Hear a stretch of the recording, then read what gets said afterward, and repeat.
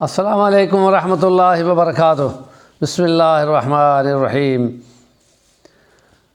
الیوم اکملت لکم دینکم واتممت علیکم نعمتی ورضیت لکم الاسلام دینا۔ سورۃ المائدہ کی آیت نمبر 3۔ تکمیل نعمت، اکمال دین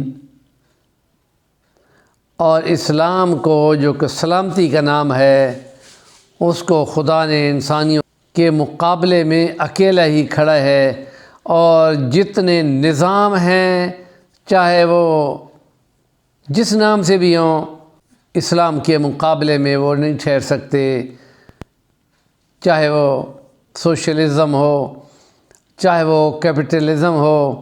اسلام کا اپنا نظام ان کے مقابلے کے لیے کافی ہے۔ اور منشور اعظم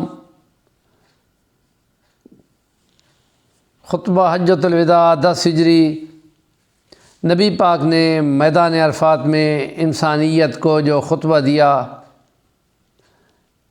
انسانیت کو تمام رسوم و رواج اور پابندیوں سے آزاد کر دیا، اور یہ اعلان کیا گیا جو سورۃ الحجرات کی آیت نمبر 13 میں ہے، یا ایھا الناس انا خلقناکم من ذکر و انثی وجعلناکم شعوبا وقبائل لتعارفوا ان اکرمکم عند اللہ اتقاکم۔ اے انسانیت، تم سب ایک باپ آدم اور ایک ماں حوا سے پیدا ہوئے ہو،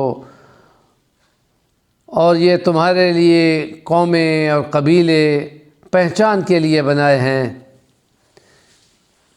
اس کی بنیاد پر کوئی امتیاز روا نہیں ہے، اور صرف اللہ کے ہاں وہ بندہ عزت والا ہے، زیادہ عزت والا ہے جو تم میں زیادہ اللہ سے ڈرنے والا ہے اور متقی ہے۔ مختلف مذاہب نے انسانوں کو تقسیم کر رکھا تھا، یہاں پر نبی پاک نے مزید تصریح فرما دی کہ آج کون سا دن ہے، یہ کون سا شہر ہے، یہ کون سا مہینہ ہے۔ اور جب آپ کو بتایا گیا تو آپ نے فرمایا تو پھر یاد رکھ لو یہ سبق بھی کہ انسانوں کا خون، انسانوں کی جان، ان کا مال، ان کی عزت اسی طرح محترم ہے، تقسیم کیا ہوا تھا۔ اس سے انسانیت مکمل طور پہ بیٹھ چکی تھی۔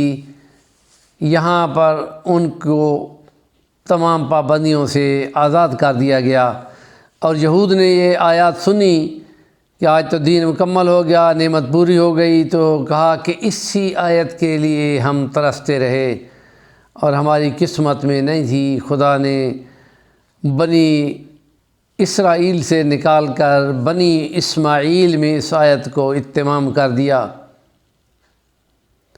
اور آپ نے ساری انسانوں کو برابر کر دیا، اور ساتھ ہی اعلان کر دیا کہ لا فخر لعربی علی عجمی ولا لعجمی علی عربی ولا لاحمر علی اسود الا بالتقوی۔